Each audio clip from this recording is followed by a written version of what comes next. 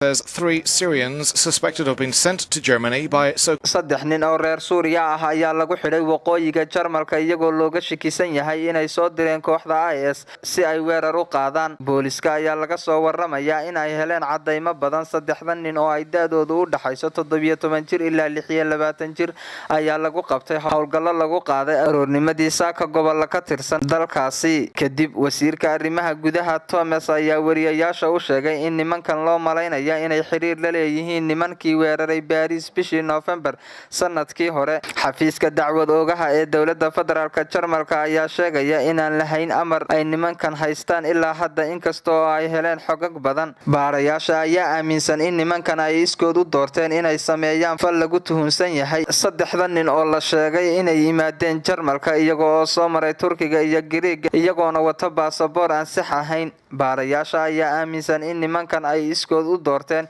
inay sameeyaan fal lagu tuhunsan yahay. Midka jira 17 sano ayaa lagu soo tababaray sida loo isticmaalo qoryaha iyo waxyaabaha qarxa marka uu joogay Raqqa oo ah magaalada ay IS haysato dalka Suuriya. Waxaa laga helay baasaboor been ah, taleefano mobile ah oo ay ku jiraan barnaamijyo la iskula hadlo iyo lacag dollar ah. Nimankan ayaa la xidhay markii 200 oo boolis ah iyo ciidamada ammaanka ay howlgal ka sameeyeen 6 meelood oo ay ku jirto 3 xero qaxooti ah. Baarayaasha ayaa ilaa hadda sheegaya in nimankan ay Jarmalka yimaadeen November 2015 iyagoo doonaya inay qaadaan weerar ay horay u amartay IS ama ay sugayaan amar kale, ayaa ay dacwad oogayaashu ku sheegeen hadal ay soo saareen. Shikiga nimankan ayaa bilowday bilooyin ka hor, waxaana lagu hayay baaritaan ay ku jirto taleefoonada oo la dhageysto, ayaa ay sheegtay wakaaladda wararka ee Jarmalka ee DPA. Shir jaraa'id ayaa Mr. Mashare ku sheegay in nimankan ay Yurub keeneen kooxdii taageeraysay nimankii qarxiyay garoonka kubadda cagta ee Paris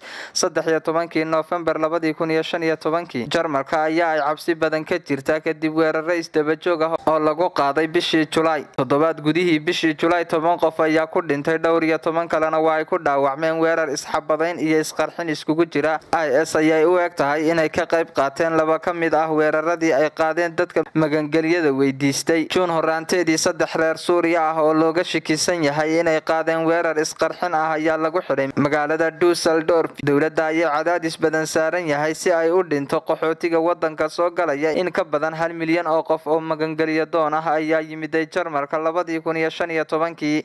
Waa Cabsalaan Bashiir Faarax, telefishinka caalamiga ee Bulsho.